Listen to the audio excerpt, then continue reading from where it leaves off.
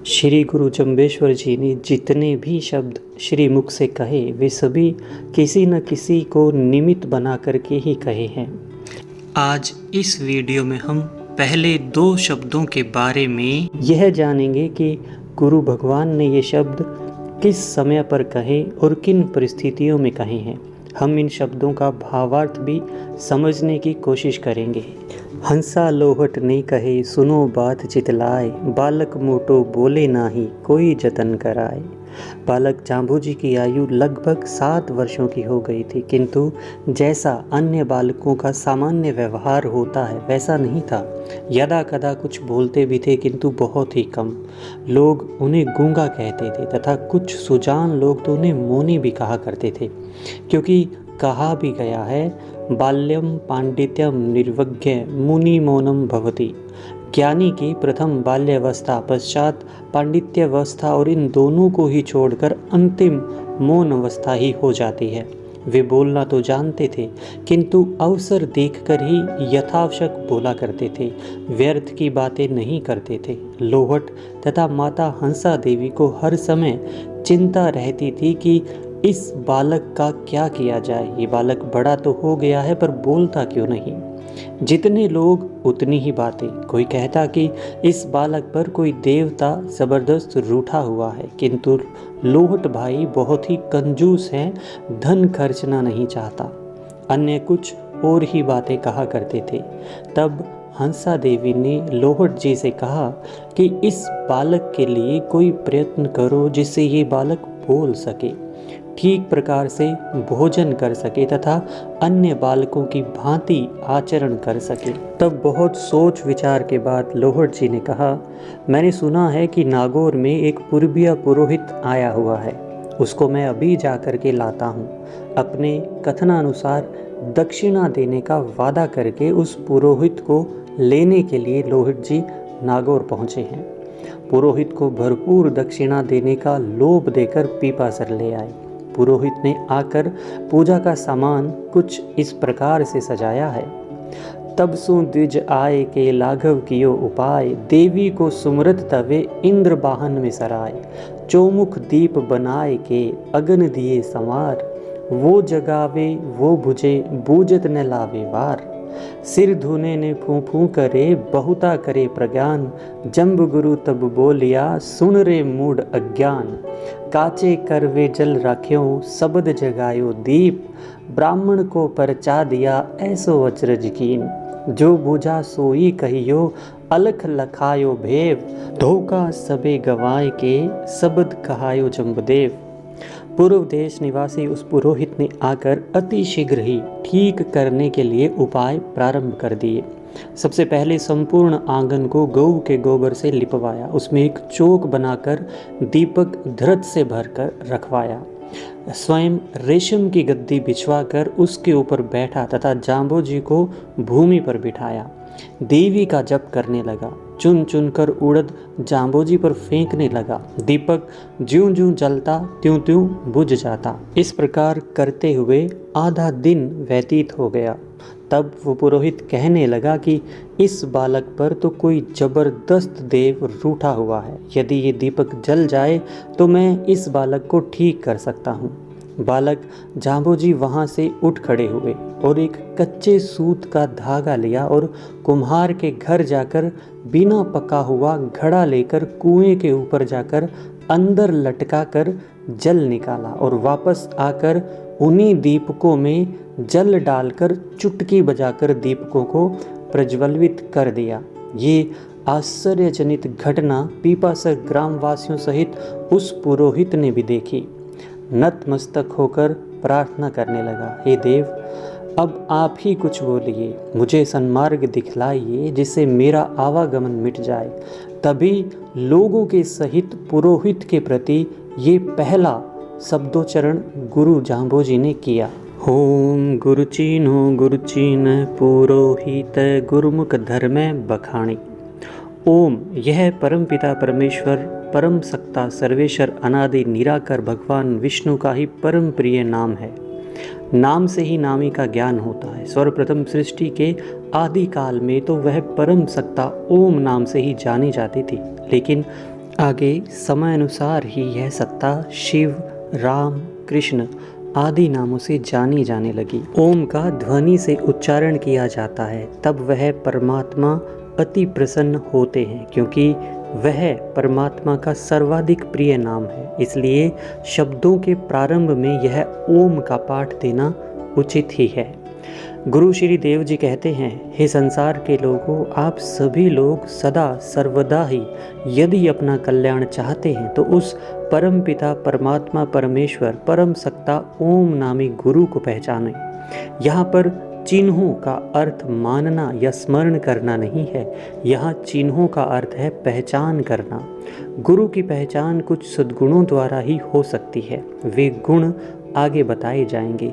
हे पुरोहित, तू भी गुरु को पहचान और गुरुमुखी होकर सद्धर्म का उपदेश कर तथा मनमुखी धर्म का परित्याग कर, क्योंकि गुरुमुख से निकला हुआ वचन सदा धर्म की ओर ले जाने वाला है।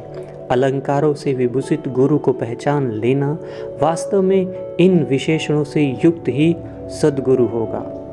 आगे गुरु जी कहते हैं, जो गुरु होएबा सहजे शीले शब्दे नादे वेदे तीही गुरु का अलंकार पिछाणी। अर्थात सहज स्वभाव से ही शील, वृत्तधारी शब्द, विद्या का ज्ञाता, अनहद नाद ध्वनि का श्रोता व संपूर्ण वेदों का ज्ञाता तथा वक्ता यदि गुरु है तो उस गुरु के ये गुण अलंकार ही होंगे। और उन अलंकारों से विभूषित गुरु को पहचान कर लेना वास्तव में इन विशेषणों से युक्त ही सद्गुरु हो सकता है। इन गुणों के बिना सद्गुरु होने की कल्पना भी नहीं की जा सकती।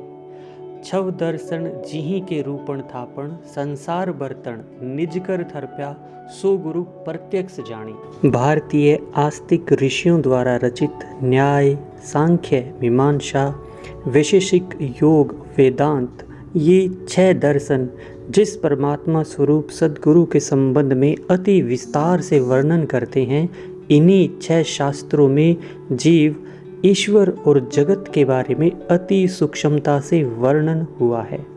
इस संसार रूपी घट बर्तन को जिस सद्गुरु रूप परमात्मा ने अपने हाथों द्वारा बनाया है, उसी सद्गुरु को हे पुरोहित तू यहाँ पर प्रत्यक्ष देख कर पहचान।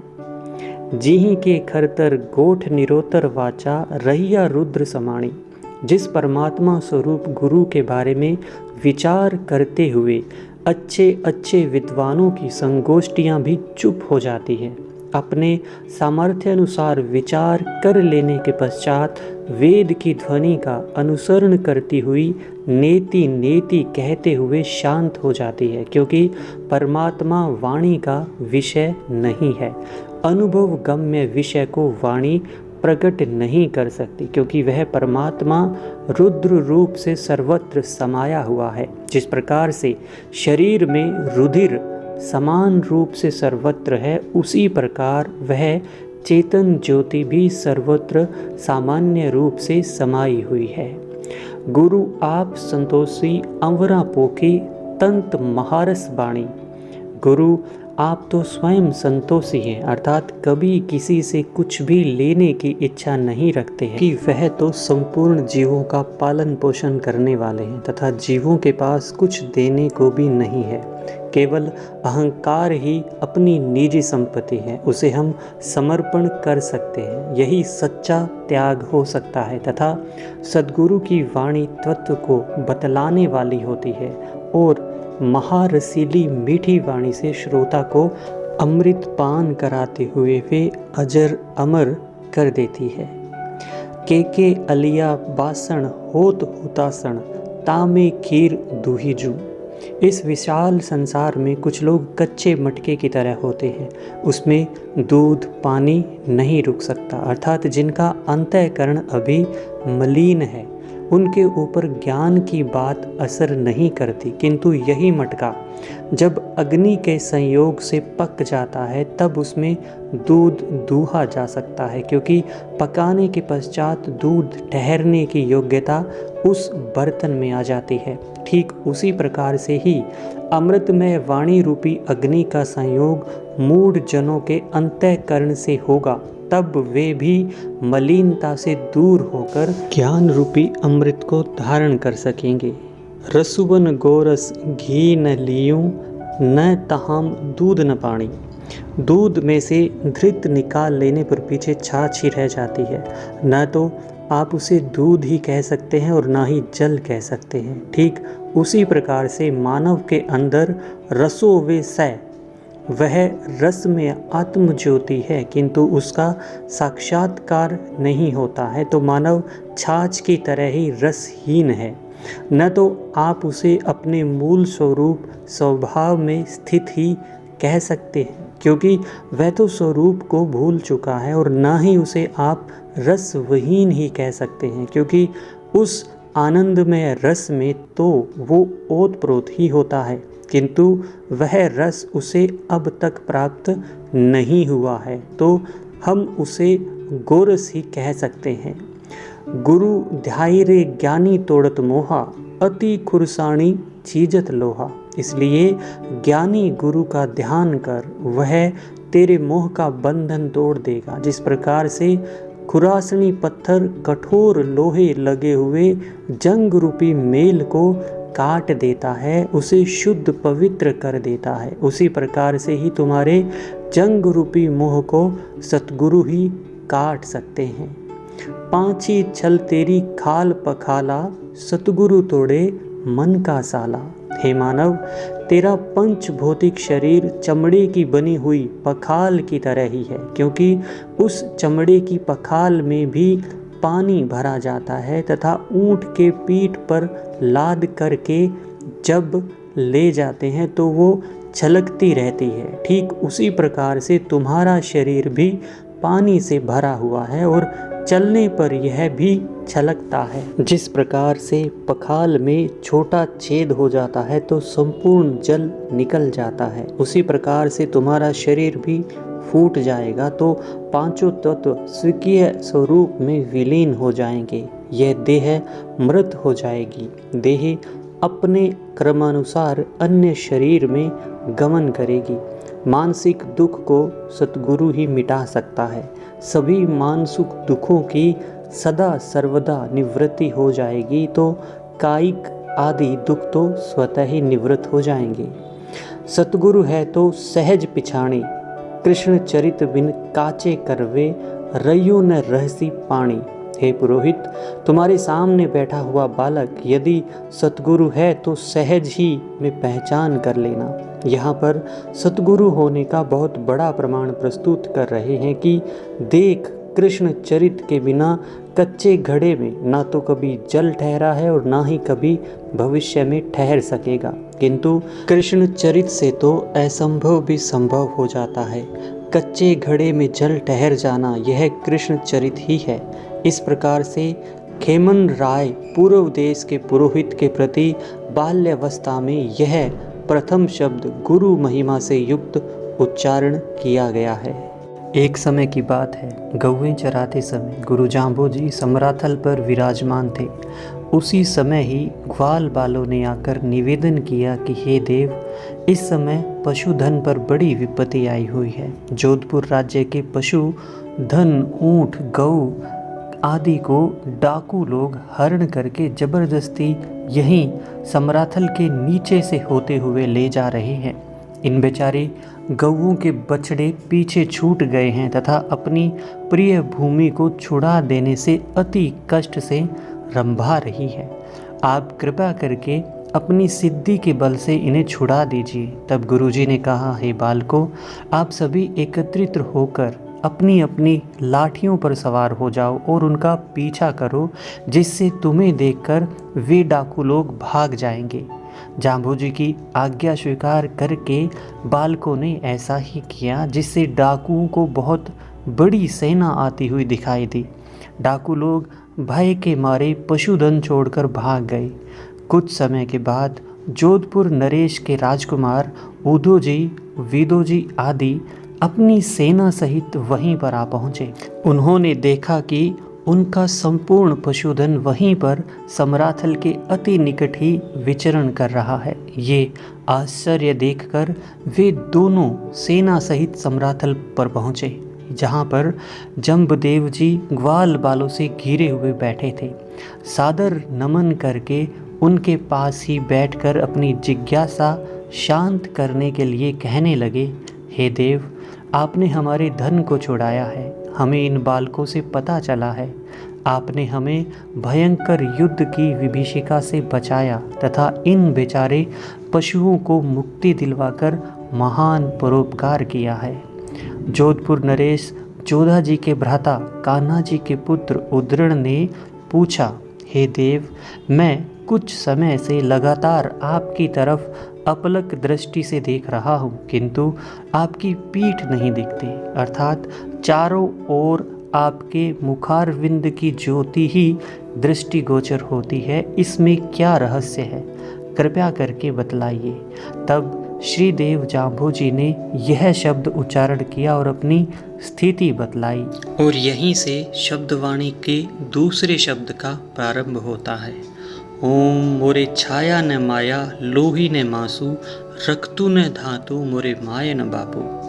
प्राय सभी सांसारिक जीव माया की छाया में ही रहते हुए अपना जीवन व्यतीत करते हैं, इसलिए उनको सत्य असत्य का विवेक नहीं हो पाता। किंतु जाम्बू जी कहते हैं, हे उद्धरण, मेरे इस शुद्ध स्वरूप में ना तो माया है और ना ही माया की अज्ञान रूपी छाया है, अर्थात अन्य लोगों की भांति मैं मायाच्छादित नहीं हूँ। इस शुद्ध स्वरूप चैतन्य आत्मा में पंच भौतिक शरीर की भांति लहू, मांस, रक्त और धातु नहीं है।